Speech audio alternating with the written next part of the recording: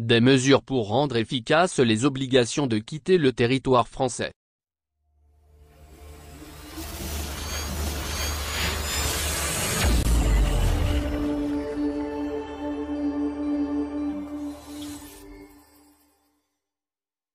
Le gouvernement veut inscrire les immigrés algériens menacés d'expulsion au fichier des personnes recherchées, a affirmé mercredi au Monde Gérald Darmanin, détaillant les principales mesures de sa future loi sur l'immigration, qui visera à améliorer ces procédures et faciliter l'insertion des travailleurs étrangers. Ce nouveau projet de loi, prévu au premier semestre 2022, doit introduire une série de mesures pour rendre les obligations de quitter le territoire français au QTF plus efficaces, un sujet qui occupe le débat public depuis le meurtre d'une jeune fille de 12 ans, Lola, tuée mi-octobre par une ressortissante algérienne sous le coup d'une OQTF.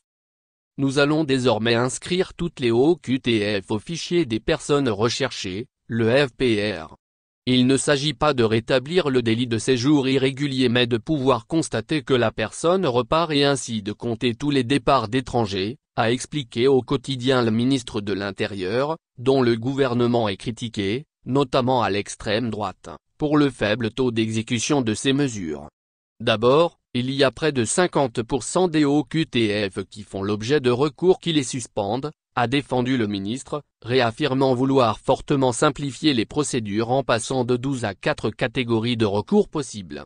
Le ministre de l'Intérieur veut aussi mettre fin aux réserves d'ordre public qui empêchent d'éloigner des personnes arrivées avant 13 ans en France. Si je devais résumer, je dirais qu'on doit désormais être méchant avec les méchants et gentil avec les gentils, a-t-il poursuivi. Titre de séjour, métier de tension.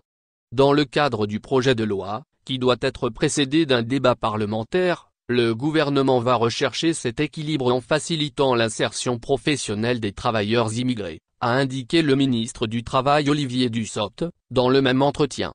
Et il y a des progrès à faire puisqu'au premier semestre, lorsque le taux de chômage était à 7,5%, celui des travailleurs immigrés était à 13%. Il faut que le travail redevienne un facteur d'intégration et d'émancipation, a-t-il déclaré. Olivier Dussopt veut par exemple mettre fin, sous condition, au délai de carence qui empêche les demandeurs d'asile de travailler pendant leurs 6 premiers mois en France.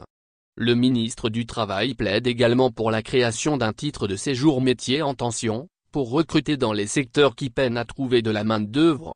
Les organisations professionnelles nous disent qu'elles ont besoin qu'on facilite le recrutement d'étrangers. Nous leur proposons des solutions avec ce projet de loi, a-t-il ajouté. Merci de bien vouloir activer la cloche et de cliquer sur j'aime.